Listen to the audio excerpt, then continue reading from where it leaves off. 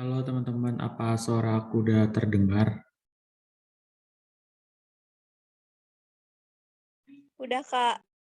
Oke, karena udah lumayan yang join, kita langsung mulai aja ya sambil nunggu yang lain juga. Di selamat siang semuanya, pada pertemuan kali ini kita bakal belajar tentang genetika. Ini merupakan materi IPA kelas 9 ya. Kita bakal belajar tentang pewarisan sifat, materi genetik, dan lain-lain sebagainya. Langsung aja. Nah, kalau kita bicara genetika, kita coba lihat dalam kehidupan sehari-hari kita ya, fenomena-fenomena yang terjadi. Di dunia ini kalau kita melihat suku-suku dan ras itu banyak banget yang beda-beda ya. Di dunia ini tuh ada ras Kaukasoid, ada orang Latino, ada Oriental, ada Negroid. Mereka sama-sama manusia, tapi ternyata banyak sekali perbedaan yang bisa kita lihat, mulai dari warna rambut, dari warna kulit, bentuk muka, tinggi badan, dan sebagainya. Misalnya kalau yang Kaukasoid, ciri khasnya itu kulitnya putih, rambutnya pirang. Terus kalau Latino, mereka warna kulitnya cenderung coklat, terus kalau Negro sangat hitam. Sebenarnya apa sih yang menyebabkan fenomena itu terjadi? Fenomena itu terjadi karena dalam tubuh kita itu terdapat materi genetik yang mengatur pewarisan sifat kita kepada generasi selanjutnya. Nah, lalu materi genetik itu akan mewariskan sifat. Nah, sifat itu ada dua macam, sifat tampak dan sifat yang tidak tampak. Yang pertama itu sifat tampak, yaitu sifat yang bisa dilihat secara langsung oleh mata kita. Misalnya kalau kita melihat orang lain itu dari warna kulit, warna mata, tinggi badan, warna rambut. Terus kalau kita melihat binatang kayak misalkan ayam, yaitu ada bentuk jengger yang macam-macam. Kan kalau misalnya kita lihat ayam itu ya, itu bentuk jenggernya itu yang di kepala ini, itu macam-macam. Ada yang bentuknya kayak biji, ada yang bentuknya lebar banget kayak layar, terus ada yang bulat, ada yang lonjong, macam-macam.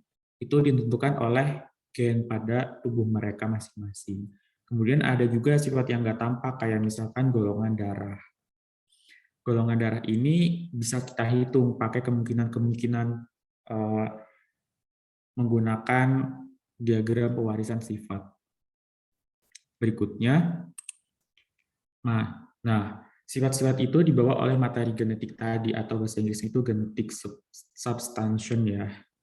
Nah, yang pertama itu ada kromosom. Kromosom ini merupakan materi genetik yang berada di dalam nukleus atau inti sel.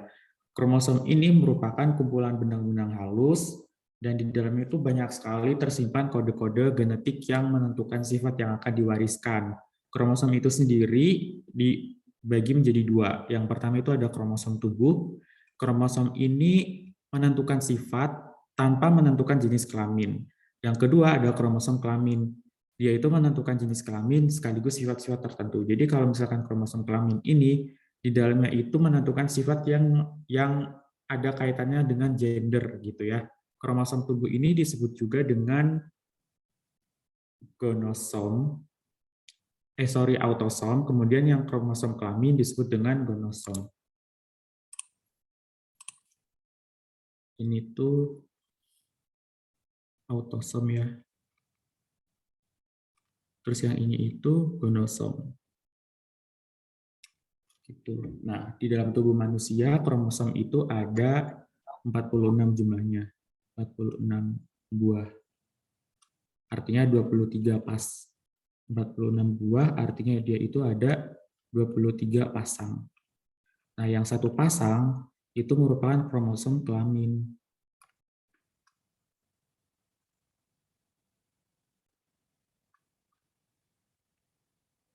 Nah, ini kan tadi kromosomnya bisa kita lihat ya dari gambar ini. Bentuknya itu menyerupai huruf X gitu. Kayak huruf X. Nah, tapi kromosom yang bentuknya semacam ini hanya bisa diamati ketika terjadi proses pembelahan sel. Kalau dalam keadaan normal, dia itu nggak membentuk pilin-pilin kayak gini, jadi mereka itu terurai. Jadi untuk bisa mendapatkan gambar seperti ini tuh namanya karyotipe ya, karyotipe. Untuk mendapatkan gambar karyotipe seperti ini, kita harus mengamati sel ketika dia mengalami proses pembelahan. Nah, berikutnya itu ada gen. Gen itu substansi kimia yang mengontrol pewarisan sifat. Nah, jadi kalau misalkan kita uraikan kromosom ini kita uraikan, dia bakal tersusun dari untayan-untayan DNA ini ya, kayak tangga berpilih gitu. Nah, kalau DNA ini kita potong-potong, dia punya informasi tertentu, informasi spesifik. Nah, bagian yang membawa informasi spesifik ini, itu tuh namanya gen. Ini. Nah, lalu, kalau misalkan gen itu ada beberapa variasi, misalkan dia itu gen pengkode warna merah, gen pengkode warna putih, gen pengkode tinggi badan tinggi, gen pengkode tinggi badan pendek, itu namanya alel ini. Jadi alel ini merupakan spesifikasi dari gen. Kemudian DNA tadi ya, ini yang berpilin. DNA merupakan asam deoksiribonukleat, substansi untuk menyimpan informasi genetik. Jadi DNA ini kepanjangannya deoksiribonukleik asid, asam deoksiribonukleat bahasa Indonesianya. Gitu. Nah, terus untayan-untayan DNA ini untuk bisa menyusun bentuk kromosom seperti ini, dia itu melilit pada protein yang namanya protein histon. Gitu. Nah, kalau misalkan DNA dan protein histon itu udah saling melilit, itu namanya benang-benang kromatin. Tadi kan aku udah bilang kalau misalkan untuk melihat kromosom yang bentuknya huruf X ini harus dilihat pada fase pembelahan. Nah, ketika dalam keadaan normal, ketika si selnya ini tidak membelah, maka bentuk dari kromosom ini berupa benang-benang kromatin. Jadi inti selnya itu tersusun dari benang-benang yang acak aja gitu. Dia tidak membentuk kayak huruf X ini. Gitu. Nah, tadi udah aku bilang pada saat akan membelah, benang-benang kromatin akan memadat membentuk kromosom. Gitu, teman-teman. Sejauh ini ada yang mau ditanyakan?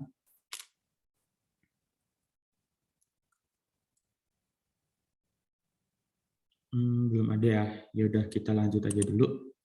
Nah, itu tadi.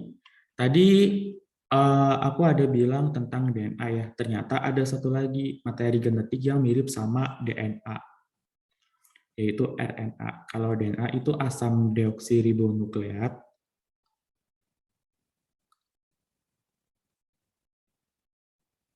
Kalau RNA itu asam ribonukleat.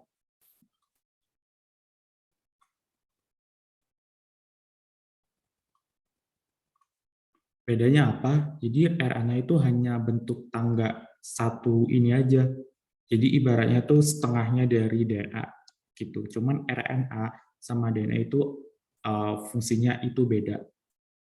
Untuk detail fungsinya nanti kalian bakal belajar secara mendetail di SMA. Jadi ini aku kenalin aja bahwa ternyata di dalam sel itu ada materi genetik yang bentuknya itu mirip. Tetapi secara fungsional mereka itu sebenarnya beda. Itu aja. RNA ini RNA ini nantinya bakal memiliki fungsi yang sangat penting dalam sintesis protein di dalam sel. Itu. Selanjutnya, aku mau ngenalin tentang hukum satu Mendel. Hukum satu Mendel ini berbunyi bahwa alel-alel dari gen yang sama akan terpisah saat pembentukan gamet. Nah, di sini bisa kita jelasin dengan menggunakan persilangan monohibrid. Maksudnya itu gimana sih? Jadi, misalkan kita punya bunga berwarna ungu dan bunga berwarna putih, kemudian kita silangkan. Bunga ungu ini memiliki genotipe U besar, U besar. Kemudian yang putih U kecil, U kecil. Ketika terjadi proses persilangan, maka ini akan berpisah menjadi gamet. Gametnya tuh U besar, U besar. Kalau ini tuh U kecil, U kecil. Jadi poin dari segregasi bebas itu yang bagian ini. Ini ya. Jadi gamet-gametnya itu akan terbentuk akibat dari alel-alel dari gen yang terpisah. Ketika U besar dan U kecil ini terpisah, kemudian mereka akan bergabung. Jadi diagramnya nanti seperti ini. Ini U besar, ini U besar, ini U kecil, U kecil. Ini U besar berpasangan dengan U kecil, kemudian U besar, U kecil, U besar, U kecil, dan U besar, U kecil. Jadi presentasinya untuk F1 filial 1 keturunan pertama dia akan 100% berwarna ungu. Karena U itu dominan ya. U besar itu dominan, U kecil itu resesif. Nah, terus apa yang terjadi kalau antar F1 itu saling disilangkan? Jadi U besar, U kecil disilangkan dengan U besar, U kecil. Ini. Sama kayak yang persilangan pertama, jadi ini nanti akan berpisah menjadi alelnya, yaitu U besar, U kecil, ini juga sama, jadi U besar dan U kecil. Ketika kita silangkan, maka dia akan jadi seperti ini. Jadi U besar, U besar, U besar, U kecil, U besar, U kecil, dan U kecil, U kecil. Presentasinya itu 3/4 ungu, ini ya, 3/4 ungu dan 1/4 putih. Jadi persentase ungu itu 75% dan putih 25%. Gitu. Itu hukum 1 Mendel. Ada satu lagi yaitu hukum 2 Mendel. Hukum asortasi bebas yang bunyinya itu pasangan alel yang berasal dari gen yang berbeda bisa berpasangan secara bebas selama pembentukan gamet. Tadi yang hukum pertama itu kita bicara di proses yang pertama. Di proses ini. Ini. Nah, kalau yang hukum 2 itu bicara di bagian proses ini. Di proses tabel ini ya. Ini juga. Itu. Nah, untuk bisa mengerti secara mendetail, untuk memahami secara mendetail hukum 2 Mendel ini, kita bisa belajar dari persilangan di hibrid atau menggunakan 2 sifat beda. Di sini ada contoh persilangan kacang ercis antara yang bulat kuning dengan kisut hijau. Bulat kuning ini genotipenya B besar, B besar, K besar, K besar, sedangkan yang kisut hijau B kecil, B kecil, K kecil, K kecil. Kisut hijau ini sifatnya resesif ya, karena dia sifat yang dibawa dari genotipenya itu berupa huruf kecil. Jadi sifatnya ini bisa ditutupi oleh sifat dominan ini, yang bulat sama kuning. Nah, kalau misalkan bulat kuning disilangkan dengan kisut hijau, keturunan pertamanya itu berupa bulat kuning, tetapi dia itu heterozigot. Dia itu campurannya. Kalau yang ini tuh kan homo. Kalau yang ini juga homozigot. Ini homozigot dominan, sedangkan yang ini homozigot resesif. Kalau yang ini, dia heterozigot. Gitu ya. Nah, kemudian kalau misalkan keturunan pertama itu saling disilangkan, maka dia akan menimbulkan 4 macam jenis gamet.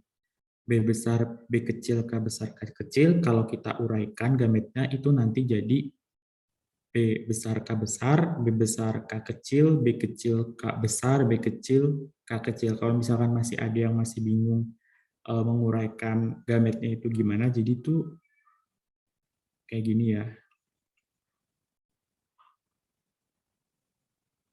Ini kita uraikan jadi B besar, B kecil, K besar, K kecil. Jadi nanti pasangan sama ini, terus ini sama ini sama ini sama ini.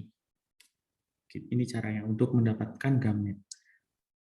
Jadi kalau misalkan kalian ada yang ngejawab B besar, B kecil, dan K besar, K kecil, ini salah ya. Ini bukan gamet. Nah, terus kalau kita udah dapat gametnya, kita bisa taruh ke diagram ini. Langsung aja kita pasangin satu-satu. Dan nanti kita bakal dapat hasilnya tuh kayak gini. Rasio fenotipenya itu 9:3:3:1, yaitu untuk bulat kuning 9, hijau bulat 3, kuning keriput 3, dan hijau keriput itu 1. Ini ya, ini perbandingannya. Itu kita langsung aja ke slide berikutnya, ada contoh soal. Disilangkan tanaman ercis berbiji bulat dan berkulit biji hijau dengan tanaman ercis berbiji bulat dan berkulit biji putih. Persentase tanaman yang berfenotip biji bulat dan berkulit biji putih pada persilangan tersebut adalah, kita langsung bikin diagram persilangannya aja. Jadi ada hijau dan bulat, B besar, H besar, H kecil, disilangkan dengan bulat putih. Ini nanti ada B besar, H besar, B besar, H kecil. Ya, ini berarti ada 2 gamet. Kemudian yang ini ada B besar, H kecil, dan B kecil, H kecil. Kita langsung taruh ke diagram persilangan. Jadi ini tuh parental ya. Terus nanti F1-nya di sini. Ini gamet.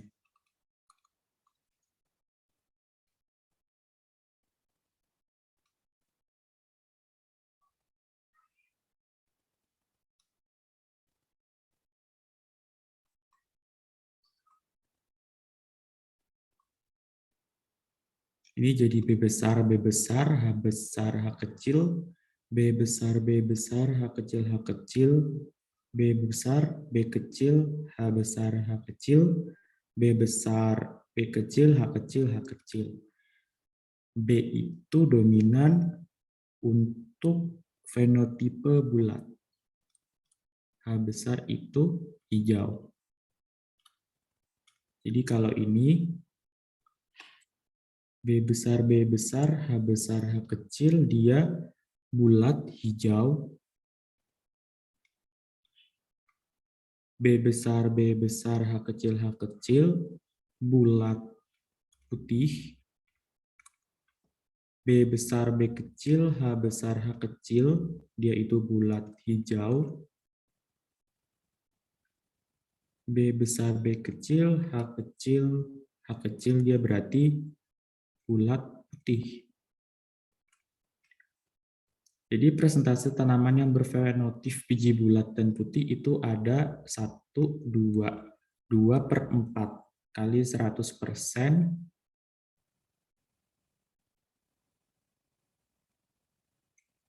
sama dengan 50% ya. Jawabannya yang C. Ada yang mau bertanya untuk soal ini?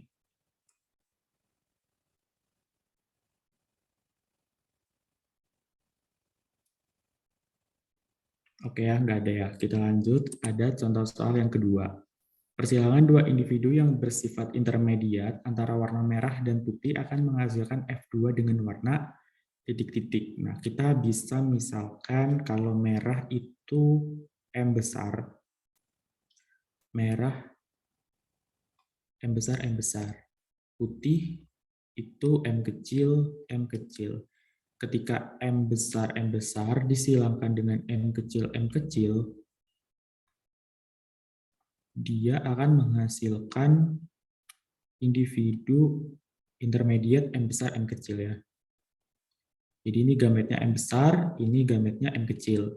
F1-nya M besar, M kecil. Kemudian di F2, kita menggunakan P2-nya itu M besar, M kecil. Jadi saling disilangkan gitu. Ini gametnya ada M besar, M kecil, ini juga M besar, M kecil. F2-nya nanti ada ini, ada 4 kemungkinan. Kita silangkan aja. Aduh, miring.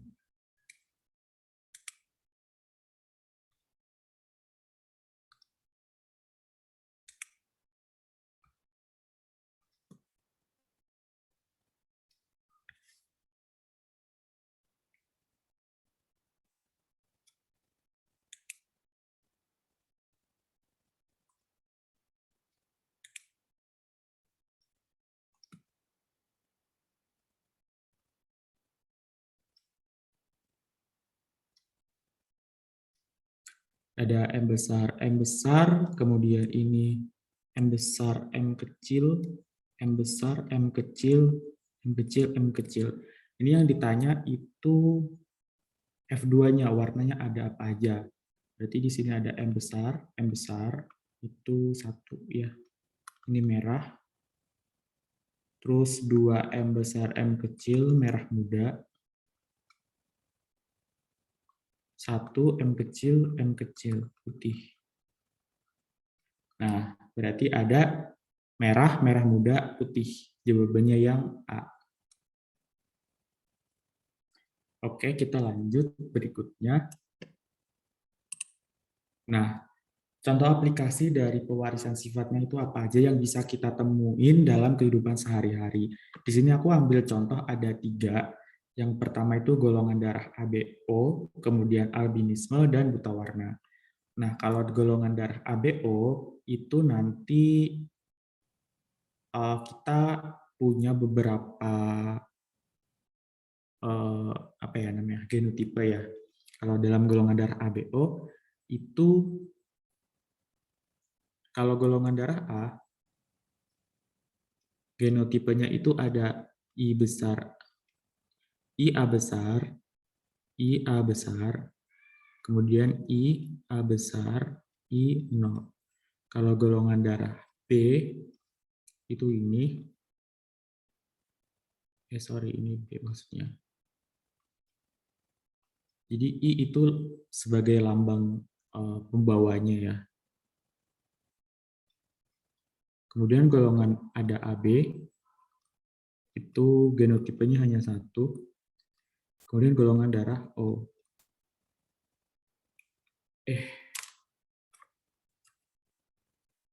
Astaga. Oke, kita perlu tulis.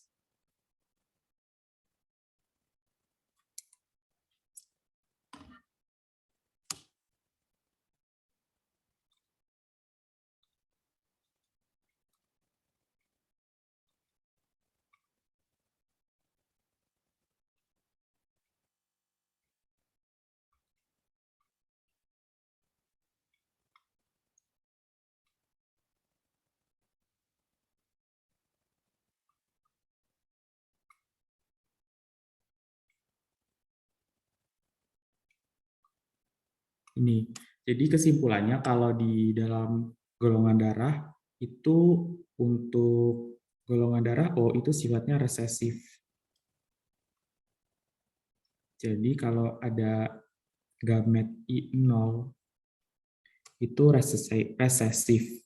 Kalau ada A ini yang IA, IB itu sifatnya dominan. Nah, ketika A sama B ketemu, dia itu tidak ada yang ditutupi, tidak ada yang menutupi. Jadi sifatnya itu muncul semua, makanya muncul golongan darah AB. Nah, kalau golongan darah ABO ini dia sifatnya autosomal ya. Jadi jenis kelamin itu tidak menentukan. Nah, yang kedua itu ada albinisme. Albinisme ini dibawa oleh kromosom autosomal juga. Jadi tidak ditentukan oleh jenis kelamin. Albinisme itu muncul ketika ada individu yang memiliki genotipe homozigot resesif. Kalau misalkan kita punya variabel A besar sama A kecil, maka A besar ini normal kulitnya. Kalau yang A kecil dia itu albino. Jadi hanya ditentukan oleh satu sifat aja. Yang ketiga itu buta warna. Nah, buta warna ini dia sifatnya gonosom. Jadi yang membawa sifat buta warna itu kromosom yang terpaut kromosom seks. Nah, buta warna itu hanya dialami oleh laki-laki aja.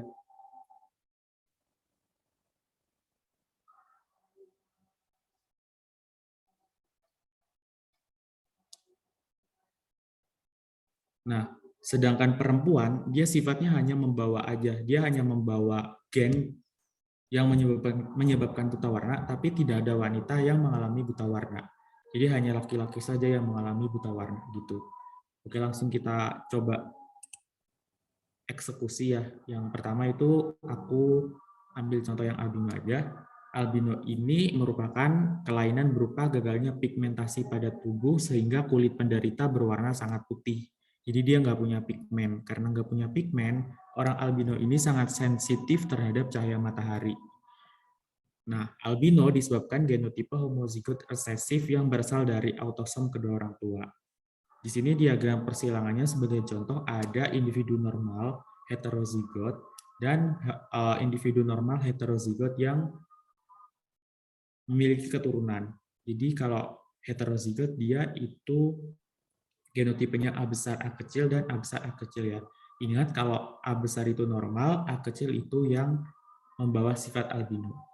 Jadi kita langsung aja uraikan menjadi gamet A besar sama A kecil. Kemudian kita taruh di diagram ini, maka kita dapat beberapa kemungkinan. Untuk A besar itu ada satu, artinya dia normal karena dia dominan ya.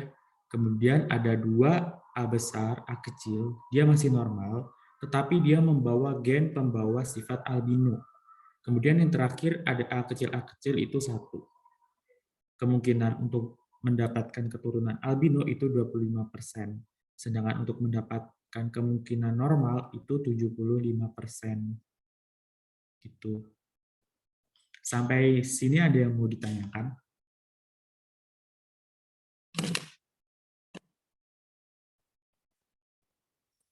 Oke, belum ada ya. Kita lanjut aja. Tadi ya buta warna. Nah, buta warna itu ada dua macam teman-teman. Ada buta warna total dan ada buta warna parsial. Buta warna total kalau dia melihat lingkungan sekitar, dia hanya bisa membedakan gelap terang. Jadi yang muncul dalam pandangan dia itu hitam putih aja. Kayak foto hitam putih itu aja, nggak mengenal warna sama sekali. Sedangkan buta warna parsial, dia tidak bisa membedakan warna-warna tertentu. Misalkan antara hijau sama biru, mereka nggak bisa bedain, merah sama oranye atau orange sama kuning, itu nggak bisa. Nah, buta warna ini dibawa oleh kromosom X yang sifatnya resesif. Jadi variabelnya itu XCB. CB ini sebenarnya color blind. Karena dia kromosom X, dia itu bisa dibawa oleh wanita gitu. Nah, kalau ada variabel XCB, ini kan berarti resesif semua ya. Artinya ini kalau kita lihat, dia itu X sama X, artinya itu wanita. Tetapi ini untuk individu yang memiliki genotipe XCB, sifatnya letal. Apa sih maksudnya letal? Dia tidak mungkin ada, dia nggak mungkin hidup. Jadi ketika ada janin yang memiliki variabel ini, itu nggak mungkin dia bisa bertahan sampai lahir. Dia mesti gagal, nggak mungkin jadi individu yang lahir jadi manusia. Itu nggak mungkin, karena itu sifatnya letal. Nah, kemudian kita mau ngambil contoh diagram persilangan antara wanita pembawa sifat atau carrier dengan pria normal. Karena dia carrier, dia punya gen resesif XCB. Dan normal itu XY aja. Berarti kita bisa uraikan gametnya menjadi XCB sama X, kemudian X sama Y. Kita langsung taruh ke diagram persilangan. Setelah kita pasangkan satu-satu, kita dapat kemungkinan XXCB sebanyak 1. Ini artinya dia pembawa sifat. Kemudian XCBY, pria buta warna. Kemudian ada XX wanita normal dan XY pria normal. Jadi untuk persilangan antara wanita pembawa sifat dengan pria normal didapat kemungkinan buta warna itu 25% atau seperempat ya. 25%. Gitu.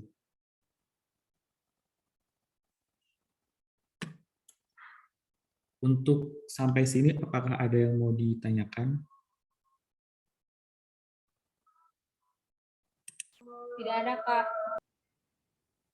Oke ya, tidak ada. Materinya tuh dikit untuk hari ini sih. Oke, terima kasih. Materinya udah selesai untuk genetika dan pewarisan sifat. Sampai situ aja. Sampai sini ada yang mau ditanyakan lagi nggak? Kalau misalkan nggak ada, berarti kita bisa selesaikan untuk sesi kelas hari ini. Mungkin ada yang mau nanya tentang soal pretest tadi, boleh. Atau punya soal PR atau tugas yang mau ditanyain juga boleh. Silakan.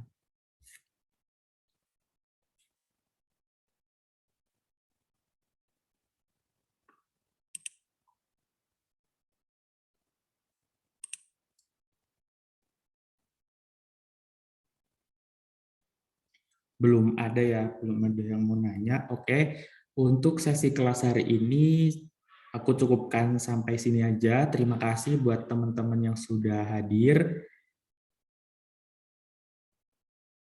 Dan untuk minggu depan kita bakal bahas materi tentang cahaya dan optik. Oke, aku tutup aja. Terima kasih semuanya. Terima kasih atas atensinya. Terima kasih sudah hadir. Selamat sore dan wassalamualaikum warahmatullahi wabarakatuh. Sampai jumpa minggu depan. Salam, Kak. Terima kasih, Kak. Warahmatullahi wabarakatuh. Terima kasih, Kak. Oke, sama-sama.